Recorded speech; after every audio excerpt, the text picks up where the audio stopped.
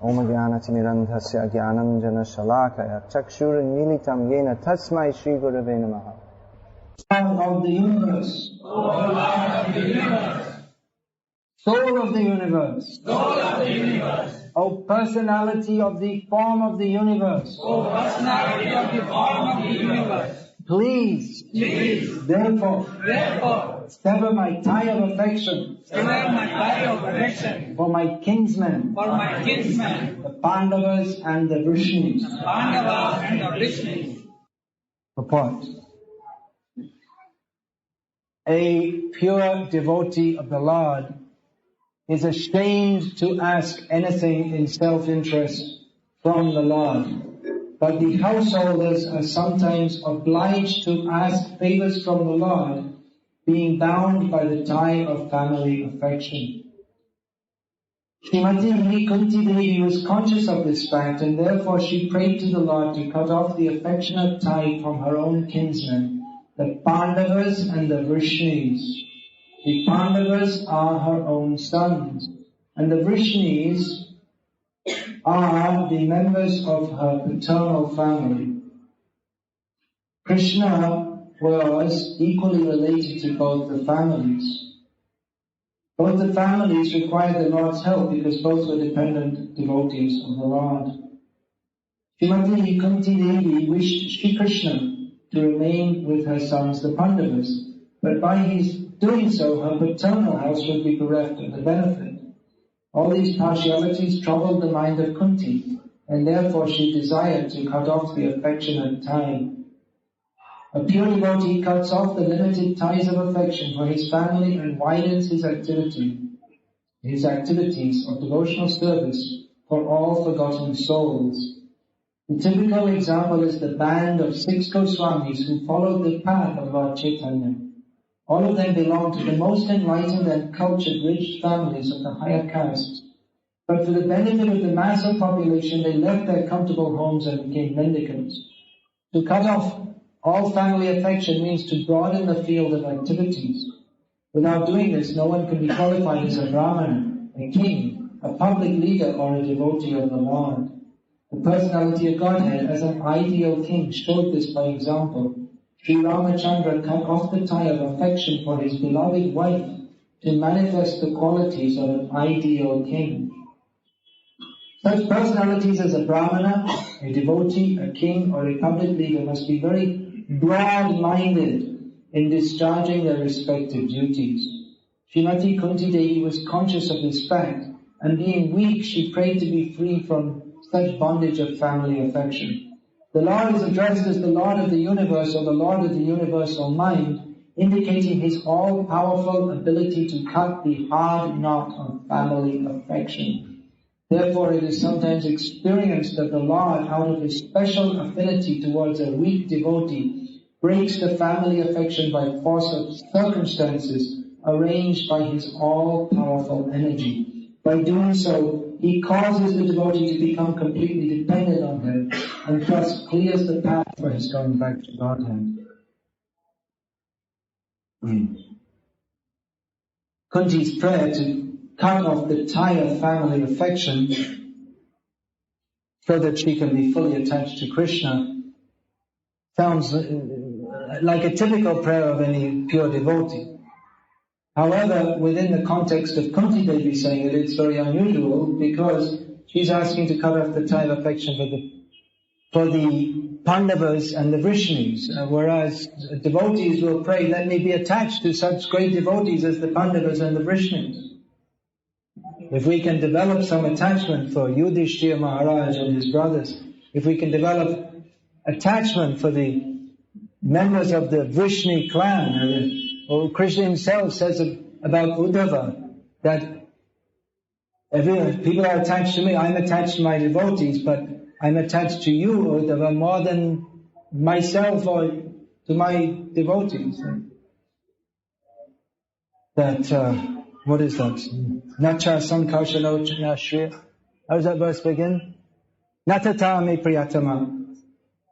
Natata me priyatama. Atma yonena shankaraha. Nacha sankarshano nashriya. Now, Shriya Naivatma Chayatavadan, in the course of speaking to Uddhava, Lord Krishna told him that certainly Lord Brahma is very dear to me. He's my son. He was born from my very body. And certainly Lord Shiva is very dear to me. He's known as the greatest devotee in this world. And certainly Sankarshan, my brother Balaram, is very dear to me. And certainly Lakshmi Devi, my wife, she's also very dear to me. And I'm also very dear to myself. I like myself also. The whole universe is attracted to me, and I'm also attracted to myself. So these are all very dear to me. But you are more dear to me than all of these together, he told Uddhava. So Uddhava is typical Dwarka, not typical, he's the best of the Dwarkavasis. These are all very dear to Krishna, and the devotee wants to be dear to Krishna, wants to be dear to his devotees. There's no meaning to being dear to Krishna and not dear to his devotees, or vice versa. Krishna means Krishna with all his devotees. So how is Kunti praying that sever my tie of affection for the Pandavas and the Vrishnis? And how are we to understand this? Can she become more attached to Krishna by becoming less attached to her family members who are such great devotees? Prabhupada gives some clue here in the purport to this mystery, that due to affection for the Pandavas and the Vrishnis, she was caught between the transcendental competition between them, that they both wanted to have Krishna.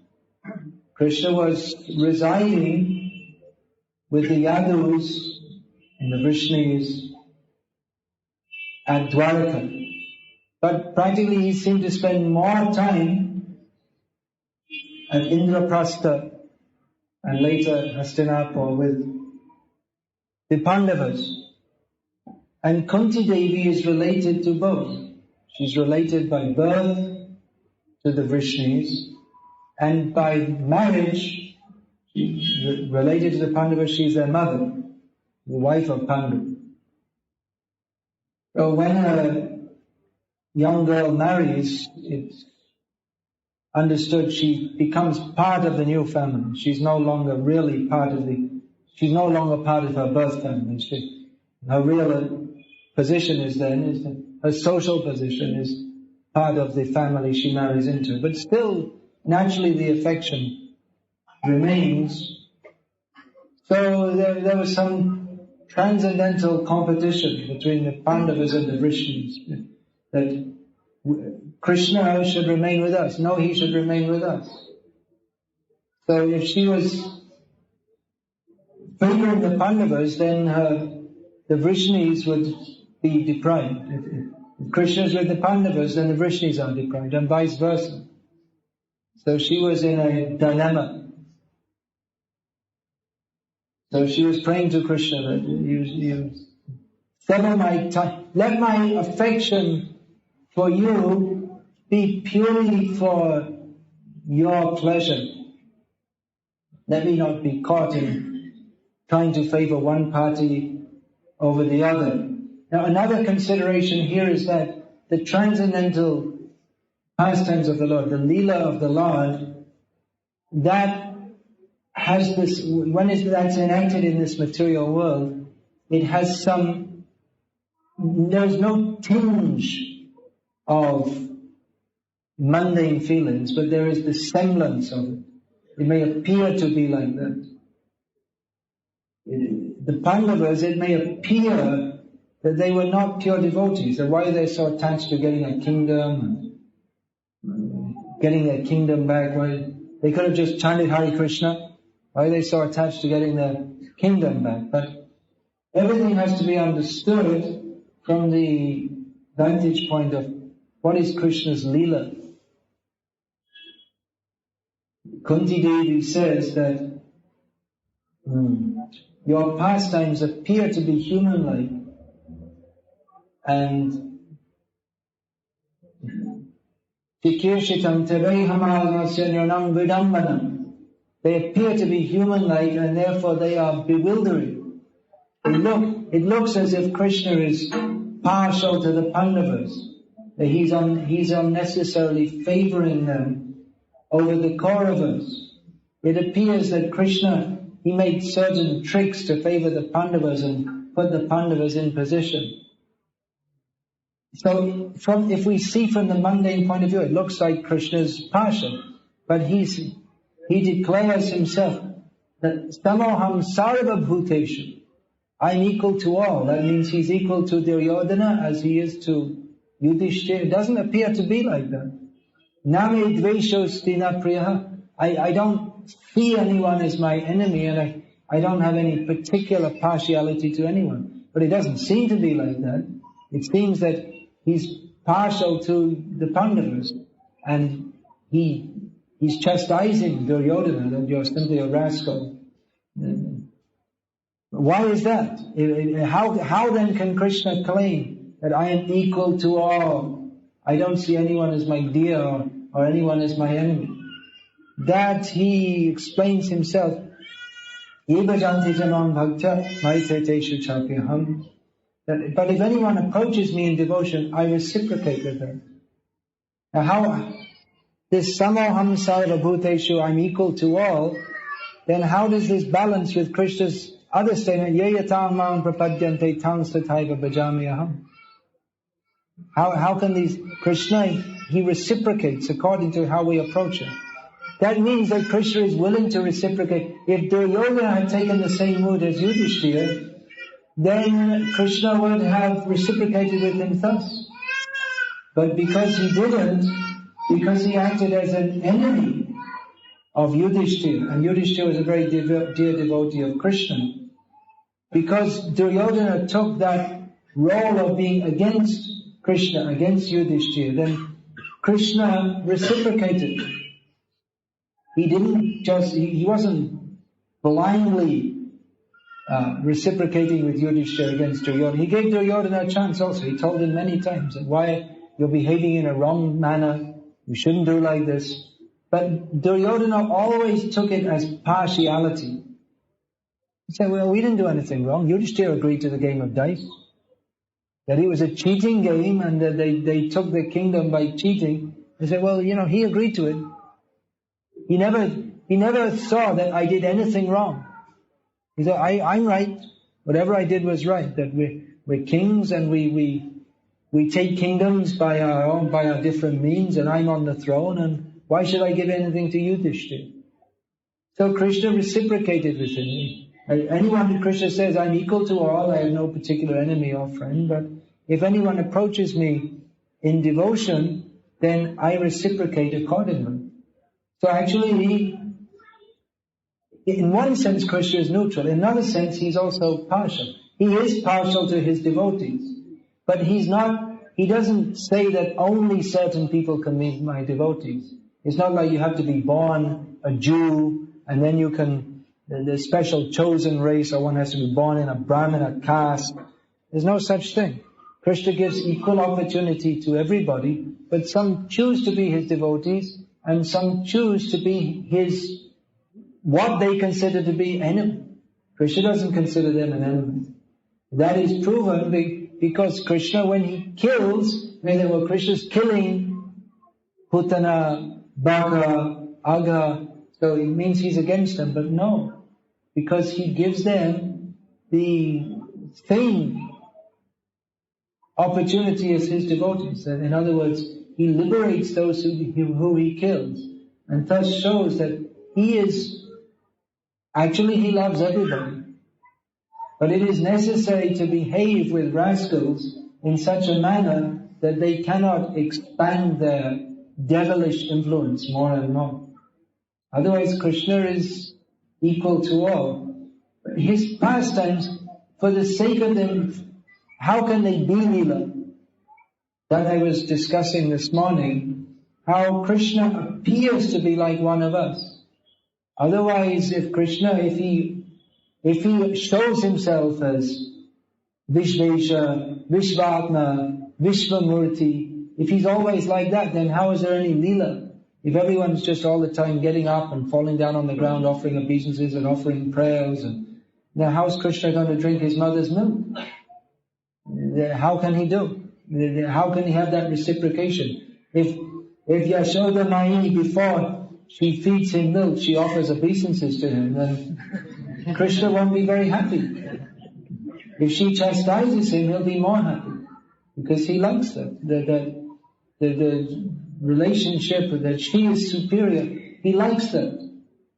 Kuntidevi is not as fortunate as Yashoda Mai. She recognizes that she finds it very difficult to understand how Yashoda Mai can feed Krishna. But she recognizes her relationship with Krishna is more intimate. Because I know that you're my nephew, and I reciprocate with you like this, and I'll give you my blessings, but at the same time I know that you are Vishvesha, Vishvatma, Vishvamurti. So Krishna, he is the Supreme Personality of Godhead, but he comes and his pastimes appear to be human-like, and it appears that Krishna has to arrange some different circumstances so the Pandavas can be successful. So it appears that in playing their roles, it appears that Yudhishthira is a pious person of this material world. He said, I want to get my kingdom back. I need to have at least one village, because otherwise how can I perform my Kshatriya dharma? Kshatriya, he has to be a ruler of something, even if it's one village. So it would appear that Yudhishthira Maharaj was simply interested in worldly dharma, but actually he wanted to execute all his duties for the satisfaction of Krishna. But it appears as if he's simply interested in worldly dharma. But Yudhishthira Maharaj had understood the principle that dharma is to be executed for the satisfaction of Krishna. That is the actual meaning of dharma, and that is the topmost level of dharma. What is that verse? How does that begin? Varnashrama vibhagashaha. How does that verse begin? No.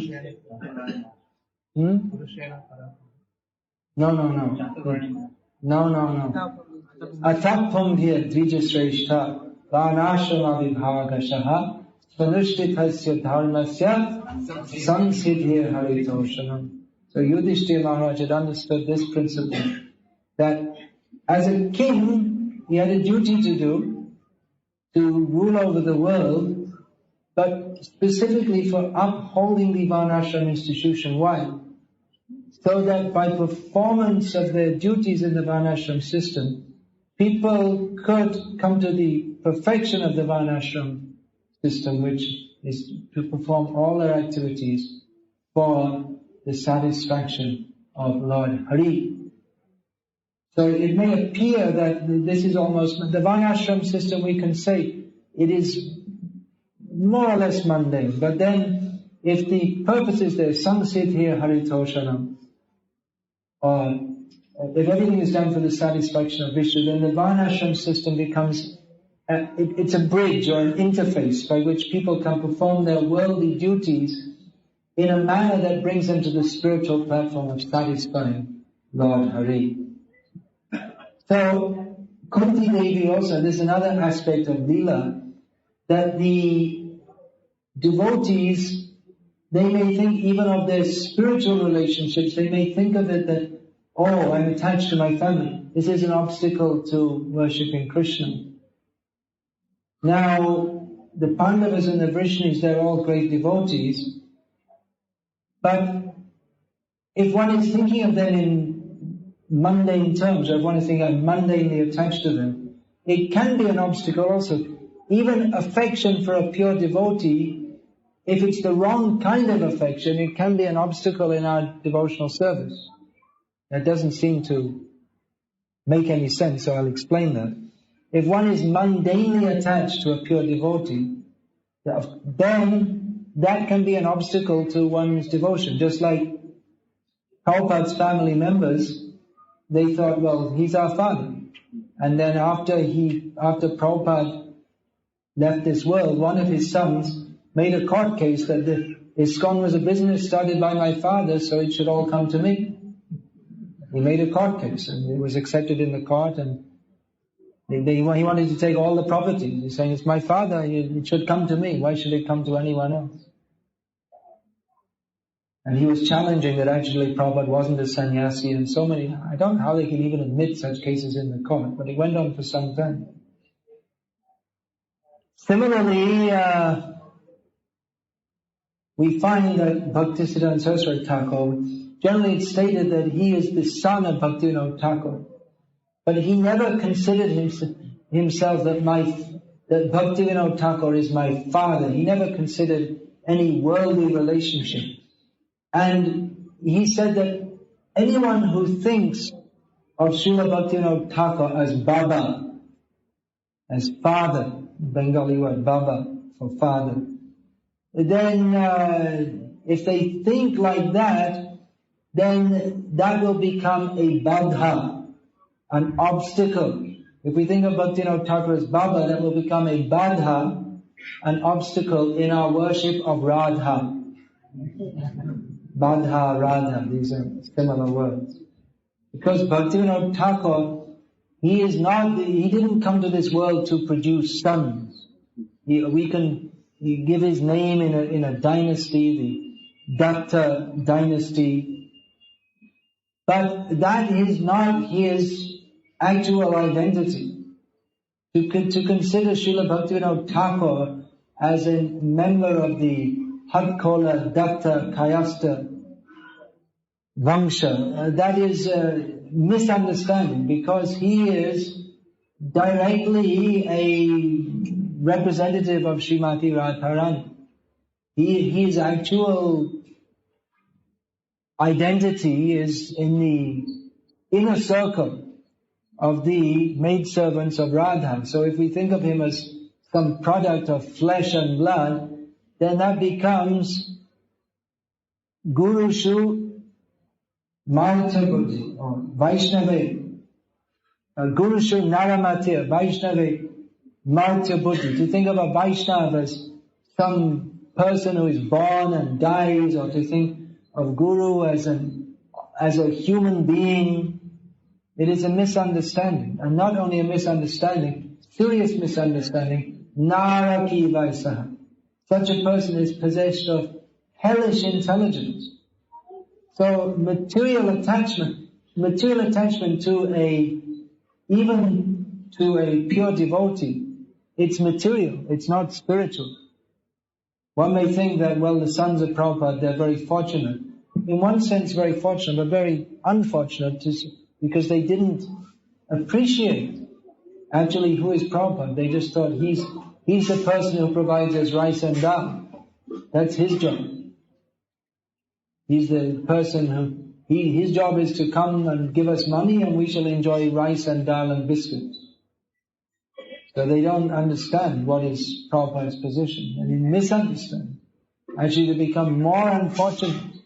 They could be the most fortunate by having association with him, but they didn't appreciate it. Bhaktisiddhanta Saraswati Thakur, from the very beginning, he never showed any sign of being anything like any mundane person. From the very beginning of his life, he appreciated who is Srila Bhaktivinoda Thakur. So he was able to take advantage of his gifts. So, how to see who is a great devotee? We may see in a mundane way. We may say that, well, this person, he's also eating, sleeping, and passing stool, brushing his teeth, sometimes gets sick. But we are advised not to see devotees like that. in what Bhaktisiddhanta Saraswati Thakur termed Vaishnavochit Bhasha, or the proper way of speaking for a Vaishnava. We don't say that, well, Prabhupada got sick. We wouldn't say that. We speak like that in English. That's become, or even English or even Bengali or whatever. We may say like that. Prabhupada, or Shushto Halin, Prabhupada was sick. We say in Bengali. But the proper way of saying is that he was exhibiting the pastime of apparently being sick. You may say, well, that's a very long way to say it. But it's necessary to stay like that in order to distinguish the apparently worldly activities of pure devotees. A Vaishnava doesn't get sick because he doesn't have a material body. You say, well, that's just sentiment. You see, he gets sick. Even Prabhupada went to the hospital, had an operation in England in August 1977. He had an operation. His urine wasn't flowing, so the doctor cut some skin and then it was flowing. But even we're advised not even to discuss this kind of thing very much, because the tendency is there that Matya Buddhi will think, oh, he's an ordinary person like us. He's subject to the three modes of material nature. So generally we don't even discuss very much about these intimate bodily details of the pure devotees, because the tendency then is to become bewildered and think, well, they're like us. But no, we should understand that everything the great pure devotees do and say, that is not under the jurisdiction of three modes of material nature. So, Mahatmanas tumam partha daivim prakriti mahashitaha. The pure devotees are always under the internal energy of the Supreme Lord. They're not conducted by the three modes of material nature. So how is that? They're acting in so many ways, acting like an ordinary person. Their bodies, they're also made of blood and flesh. But we're advised not to think like that.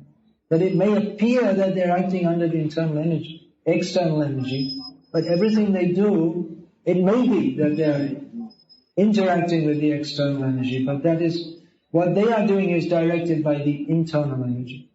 Even Krishna comes here to this world, and it appears that he's interacting with the external energy. You can see the places he went, he traveled. When he was going from Dwarka to Hastinapur, so he traveled and then he went through so many places. Actually, any place that Krishna goes to, that becomes fully transcendental. But he was interacting with so many different people. Duryodhana also spoke to Krishna. Duryodhana is fully under the control of the external energy of Krishna. Then how is it he could even see Krishna? Krishna cannot be seen by materialistic people. He didn't see Krishna. He did. He saw Krishna. He even saw Krishna's universal form, which is manifested. Krishna, when Duryodhana, he wanted to, he hatched a plan. Krishna's coming for peace. He wants to sue for peace. We're not going to accept peace. What we shall do, we shall capture Krishna and imprison him. Then the Pandavas and the Vrishnis, they'll be broken-hearted. They won't be able to do anything. So this was his plan. He worked, very good plan he worked out with Karna and Shakuni and Dushashan and all these other rascals. So they gave Krishna, they came to Ekra, they offered Krishna a place to stay. Krishna, I don't stay any place that you give me. Thus showing his impartiality. So they came to where Krishna was staying with Vidura, and then they had, now we'll capture him. So Krishna showed his universal form. You're going to capture me? You want to put me in a prison? You have to put the whole universe in prison. You're not capable of catching me. But he didn't say, and he said that Krishna told that, look, I'm on the Pandava side. You can't be successful. Even myself against all your forces 10 times over, there's no question that you can even make 1 inch of progress on the battlefield. Whatever little progress you make, that's only because I allow you. Just like a cat with a mouse allows the mouse to play, but otherwise you can't do anything to me. But Duryodhana, being possessed of wicked mentality, there's just some mystic trick he's shown. Some yogi's trick. So Duryodhana saw Krishna, but did he see Krishna? In one sense you can say yes. Just like the materialists can see the deity of Krishna. But can they see Krishna? No, they cannot. They cannot actually see Krishna. Nato na tadharo yata. Krishna is just like an actor on a stage, so people may see him, but they don't actually understand who he is. Maya javanika channam. He's covered, but he's there, he's seen, but there is the curtain of Maya by which they Pashanapi na pashyati. They see Krishna, but they don't actually see him. How is that? They see him, but they don't understand who he is. They don't accept who he is.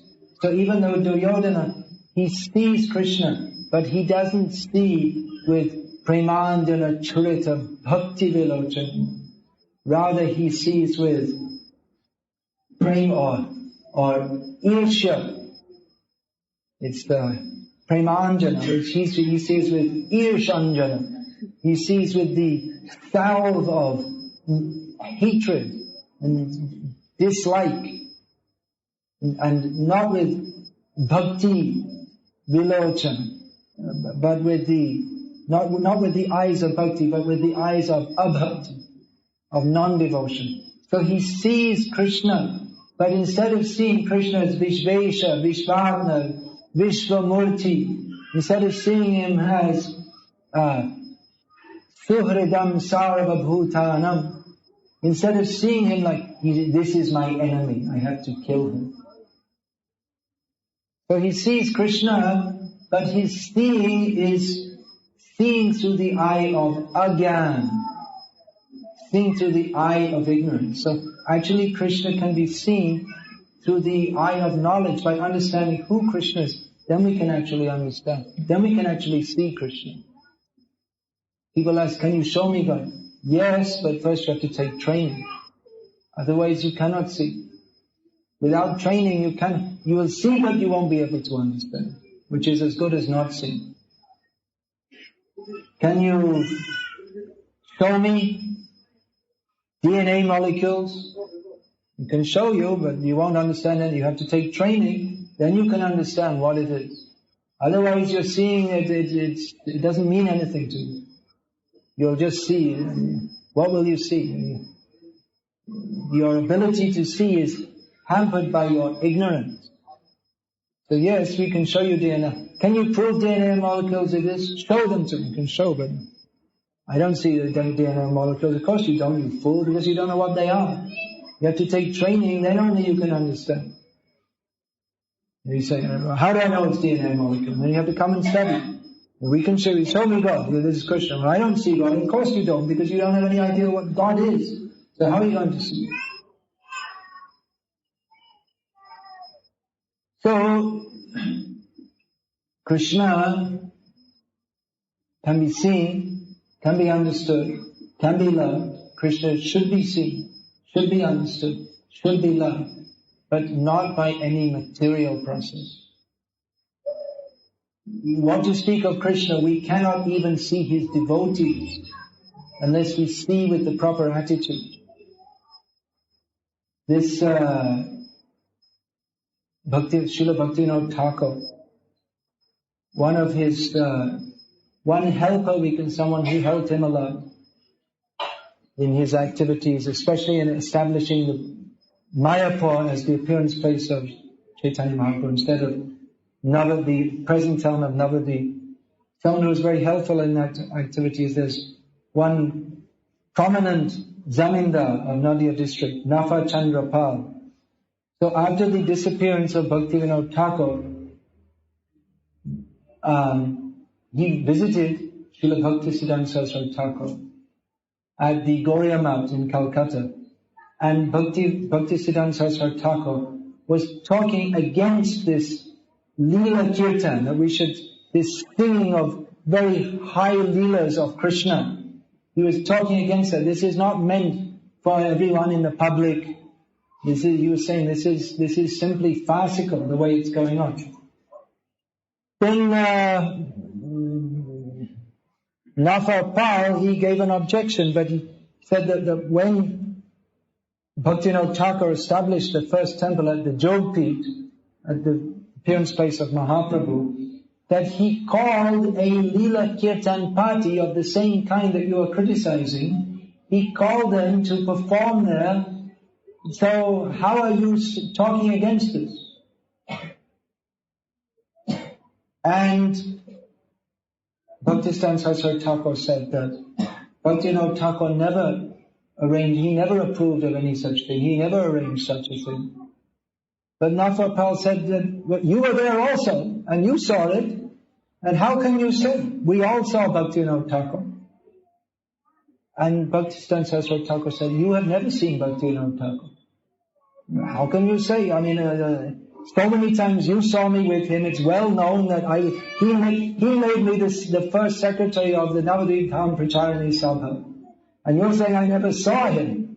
It doesn't make any sense. What are you saying? So many times you saw him with me together. But actually you never saw Bhaktivinoda Thakur. Bhaktivinoda Thakur cannot be seen simply by some eyes made of flesh and blood. Such eyes are not capable of seeing him. You saw what you thought was Bhaktivinoda Thakur, but you never saw him actually. He can be seen by someone who is on the same platform as him. Bhaktivinoda Thakur may have seen that he mixed up with so many people, even with so many sahajiyas. But Bhaktisiddhanta Saraswati Thakur explained that at that time to establish the true mission of Chaitanya Mahaprabhu, which had been taken over by the Sahajiyas, Bhaktivinoda Thakur apparently made some friendship with them, although actually he had nothing to do with them. His true spiritual identity, which is actually his only identity, he has nothing to do with anyone except who is a pure devotee of Krishna.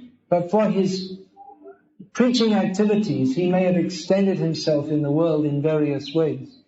But people who thought that Kedarnath Datta, Bhaktivinoda, he has made a great contribution to Bengali literature, for instance. And they cannot he has nothing to do with Bengali literature. He's only, the only thing he has to do is to praise the Supreme Lord. His literature is not Bengali literature. But Bhaktisiddhanta Saraswati Thakur, they also, when people would say that, oh, your Bengali is very different. He said, I'm not speaking Bengali. And I never speak Bengali. All the time you speak Bengali. That what you consider Bengali is some combinations of sounds for interacting with other worldly sense enjoyments. I do not speak that language. He doesn't speak any language of this world. What language he is speaking, that is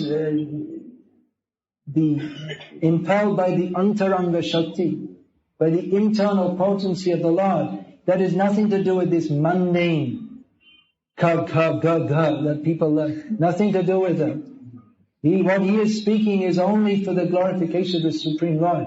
It's got nothing to do with, you can study the history of the Bengali language, it has nothing to do with any such thing. Even Sanskrit, well, they're not speaking Sanskrit. Languages, what he's speaking is only for glorification of the Supreme Lord. It may have some semblance to this worldly language, but actually, what the pure devotees speak and how they act, and it has nothing to do with this material world, nothing whatsoever. This material world means Krishna Bahirmukh, looking away from Krishna. And Krishna consciousness is Krishnonmukh, looking towards Krishna. Or more specifically, Krishna Sevanmukh. So that's why Bhaktisiddhanta Saraswati Thakur said, I'm not speaking Bengali. Ordinary Bengali means what is spoken, how to forget Krishna. Even the so-called Leela Kirtan is how to forget Krishna. Because they're not actually glorifying Krishna. They're thinking Krishna is an object of our sense enjoyment. We shall like to hear how he is enjoying, and we shall also enjoy in the same way. So it's actually in the name of kirtan, it's upper kirtan, or the opposite of kirtan. Because it appears to be kirtan, but it's not meant for the glorification of Krishna. It's meant for the glorification of our own sensual enjoyment. So actually the real spiritual language, that is sevamukh. Spiritual activities mean sevamukh. What is the difference between Prabhupada printing books and anyone else printing books? That Prabhupada's printing books is only for the glorification of Krishna. It may appear the same thing. What is the price? What is the quality? How will you get the best deal? It may appear dealing like a businessman. But Prabhupada's activities, they have nothing to do with this material world. This material world, yogachati jagat. This world means what's moving on, what is always moving. That is this material world. And spiritual existence means sthita prajna, fixed in consciousness. So this material world is moving on only for the sense gratification. Manashastani indrani, how does that go? Prakriti hani karshati. This whole material world is moving on because of our concocted mental desires to enjoy this material world. So the activities of pure devotees, they're absolutely different from those of non-devotees. Absolute means completely different in quality. What a pure devotee does, says, thinks, it has no semblance whatsoever. Only an external that's shadow. The activity of the non-devotees is simply a shadow or a perverted reflection of those of pure devotees. But due to their two-dimensional vision, they cannot see the depth of the pure devotees' activities of love of Krishna. So these prayers of Kuntidevi, we are reading them to clarify so that we can better understand who is Krishna, so that we can begin to approach Krishna also. But we shouldn't think that we read one time and then we understood. Because when we come again, we'll find there's more depth. It's not that we're coming from 2 dimensions to 3 dimensions. We're coming from 2 dimensions to unlimited dimensions. Krishna Lila is not 3-dimensional. It's called Turiya, which means on the 4th platform. But the 4th dimension leads to the 5th, 6th. There is unlimited dimensions. How deep are the loving relationships of Krishna with his devotees? Whereas material relationships, they're 2-dimensional, flat, no depth, only on the surface. There's nothing behind it. It only looks as if there's something. There's only some lines, that's all. There's no actual depth of feeling. So this Bhagavatam, when we can go through again and again, first time we think, oh, now it's more clear. I understood something about Krishna's pastimes. Kuntidevi has explained. When we come back again, we'll find, what I thought was clear, that's not clear, because now we have to understand there's more depth. We thought we understood, but actually there's more depth to it. And then you have to go again and again. And then eventually you give up. It's impossible to understand. We cannot fully understand. Give up doesn't mean we become Mayavadis. That means that we jump into the ocean of the Bhakti Rasamrita Sindhu. When we give up trying to understand Krishna, then we can go to Krishna's Leela. As long as we're trying to measure Krishna, that's Maya. Mapiyate iti Maya. One definition of Maya means to try to measure. How big is Krishna? Put Krishna. We have a box, we'll put Krishna inside, fill it up. I understood. I got my Bhakti Shastri degree. I put a hat on my head. Bhakti Shastri degree. Now I understand. Now I got Bhakti Shastri degree, I understood. when we understand that we cannot understand Krishna, then we should get a Bhakti Shastra. And go on trying to understand, because trying to understand is very sweet. We can appreciate more how wonderful is Krishna. By understanding how wonderful is Krishna, we can try to understand. The more we try to understand, the more we can understand it's impossible to understand. And we go deeper and deeper into understanding Krishna. How great is Krishna? He is Vishvesha, Vishvadna, Vishvamurti, but yet he's Kuntidevi's nephew. How is that possible? He's the Lord of the whole universe, and Kuntidevi is telling him that, and she's also addressing him as my nephew. And how is that possible? How can anyone be the mother or father or aunt of the source of the whole universe? It's only possible by His mercy. It's only possible by His mercy to enter into such a kind of relationship with Him. It's only by His mercy that we can begin to understand it, because we can't understand Him through English or Bengali or Sanskrit or Kannada or Hindi or any language of this world. Even I was saying Sanskrit. We may say it's a spiritual language, Shastras in Sanskrit, but according to our mentality, that will be material. There are plenty of materialists who are expert in Sanskrit, most of them. It's not that by learning Sanskrit one becomes spiritual. One cannot know even one word of Sanskrit and be a pure devotee of Krishna. And one can be a great Sanskrit Pandit and be further away from Krishna than the ordinary. Mostly they are. They're further away from Krishna. Because they think, by my Sanskrit scholarship, I put Krishna, and now I understand Krishna. They can tell you what is the meaning of the name and different grammatical roots, and by all their discussion of Krishna, they go further and further away from Krishna by thinking that they've understood Him. So Krishna can only be understood by spiritual language. How are we going to understand that spiritual language? How will we speak it?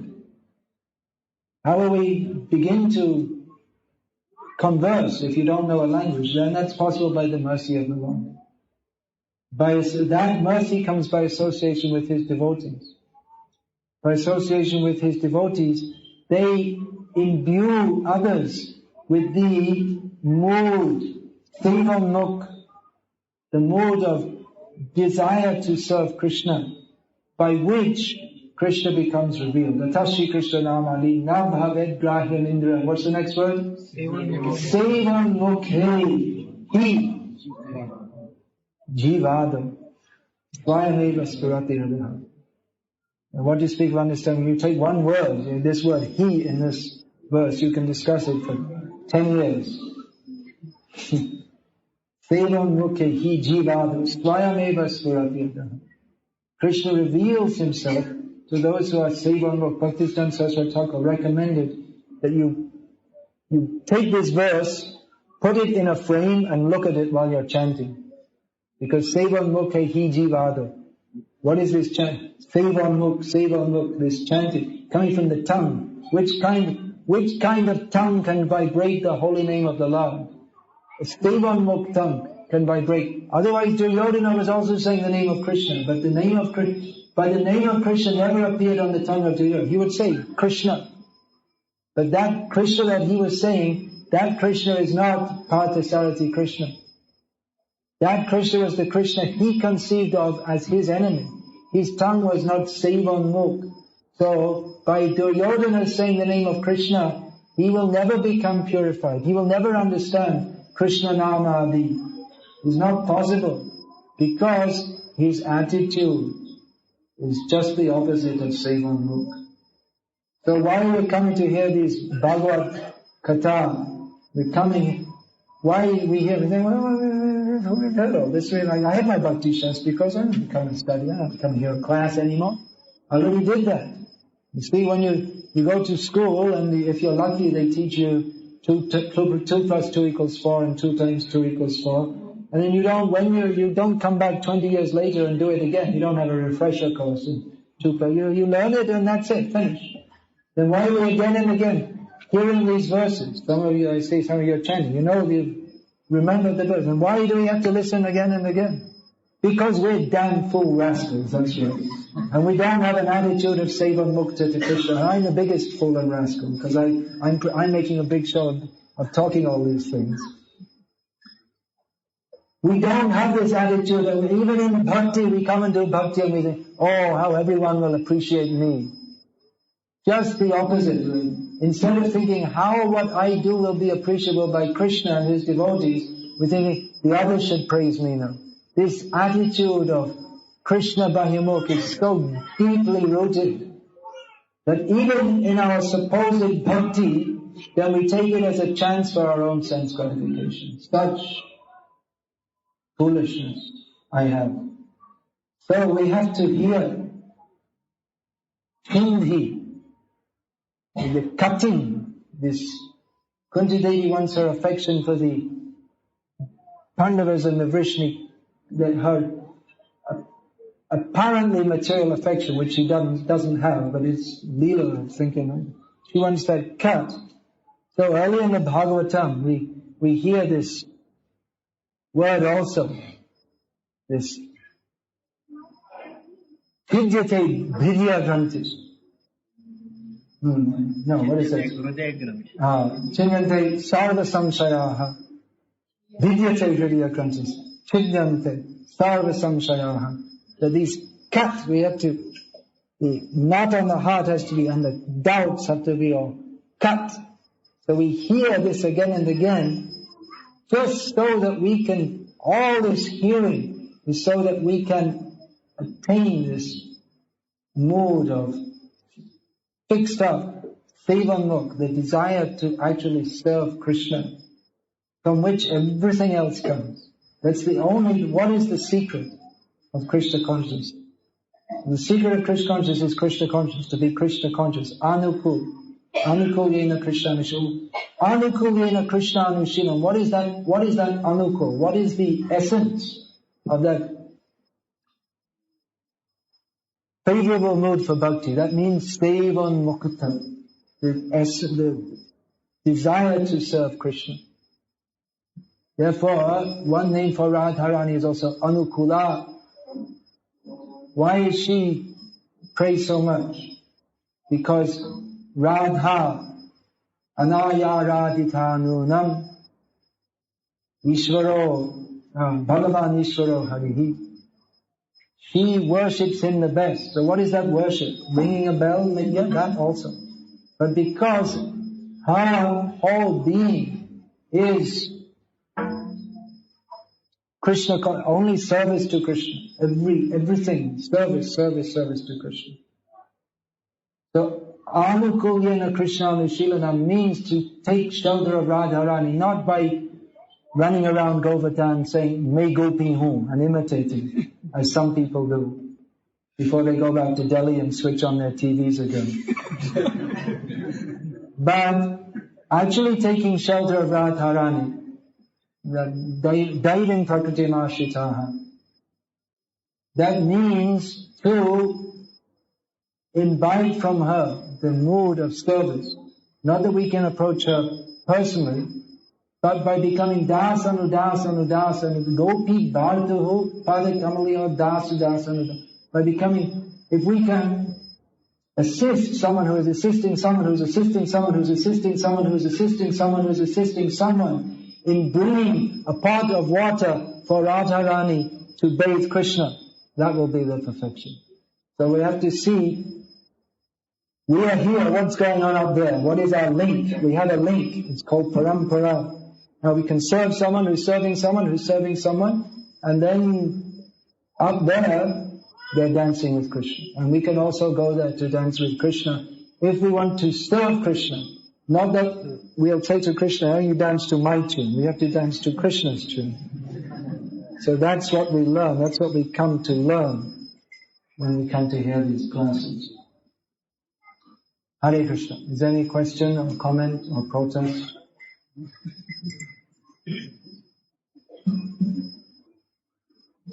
Please. Do we have a... Yeah, we'll have this.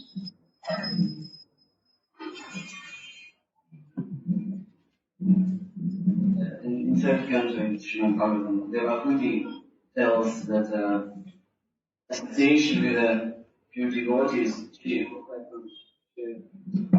tells, she means Kardama Muni,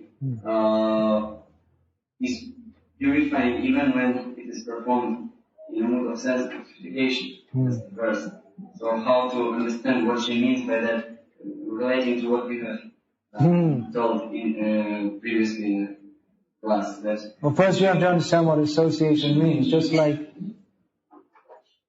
Bhakti-Siddhanta Saraswati Thakur was saying, you never saw Bhaktivinoda Thakur. So in the case of Devahuti and Karnataka, it may appear as if there was devotional service overlaid with some tinge of desire for sense gratification. But I don't know how to say it in English, the mool swabhav, or the basic attitude, we could say, was that they came together for the service of the Lord. And we cannot say there was any desire for sense gratification in them, but it may have appeared like that, even to themselves. But this is the difference between sincerity and insincerity, actually. They're very important words. That kapat akapat. What is our basic attitude? The sons of Prabhupada, they didn't see that he's a great pure devotee and they had some overlay of thinking that he's also our father. They didn't see like that. They saw he's our father and why is he wasting his time with his bhakti? So they didn't associate with him actually. Association means to get on the same wavelength.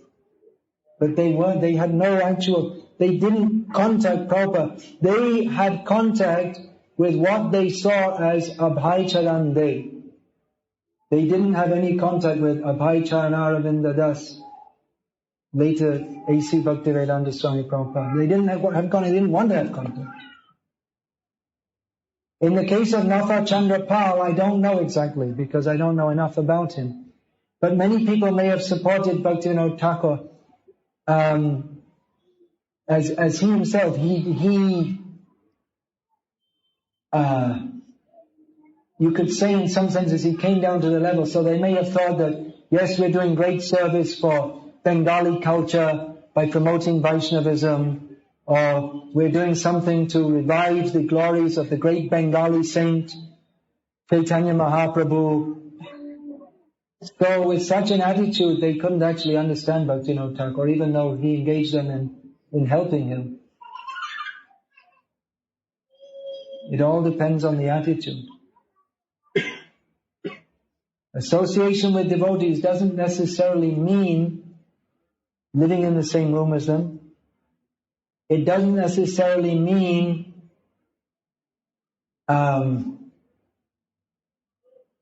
even hearing. We don't actually begin to hear unless that vidyate vidya grantihi, unless we allow the words from the sadhus to enter our ears and enter our hearts, then we don't actually hear. That's how the parampara becomes spoiled, because people, they hear, but it enters the ear and then it enters the mind and then it gets messed up. Instead of entering the ear and to the heart, there's no change of heart. Only the mind receives some information, the wicked mind, which then alters that information for his own sense gratificatory purposes. Then it doesn't go anywhere near the heart. One can associate with devotees on heart-to-heart platform, not on mind-to-mind platform. Because for the devotees, there's no difference between the mind and the heart. Anya hridayman, moraman, vrindavan. Other normal people's mind and heart is different. They say one thing, but in their heart they have some other desire. But for the pure devotees, their mind and their heart are one, because they're always living in Vrindavan and their mind is there and their heart is there also. So there may be some overlay of sense gratification. Practically we can say Prabhupada tricked so many people into taking devotional service by offering them prasadam as something enjoyable for the tongue. Although prasad is worshipable, it's enjoyable for Krishna's tongue. But Prabhupada, he brought them in, we can say, by a highly hedonistic society, offered them, this is more fun. Shri Krishna consciousness is not meant for our own pleasure, and as long as we're thinking it's for our own pleasure, we can't actually become Krishna conscious. But Prabhupada was able to bring people in. He had wonderful prasadam, and come, you like music? Come, try this out, try this music. But then, you want to know more? Then sit down, listen. Prabhupada would give lectures. And in his lectures it was straightforward that we are servants of Krishna, we have to surrender to Krishna. And then again, okay, it's 2 hours listening to the Swami, okay, bring out the gulab jamuns, quick. But Prabhupada's purpose was not to make people into enjoyers of prasadam, but to be enjoyed by Krishna.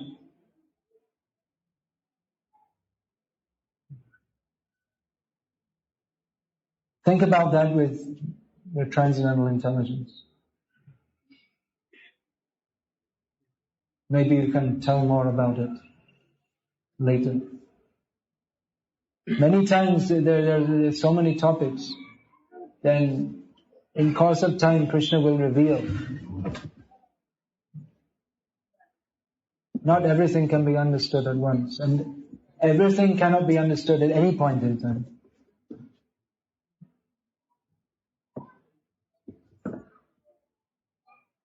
Then, anything else? Please give them cordless mic over there.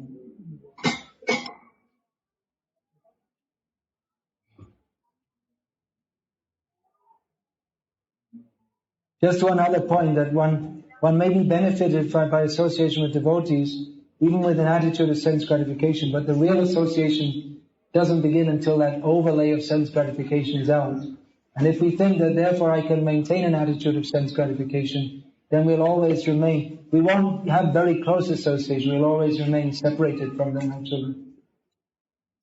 The mood of sense gratification is that which separates us from Krishna.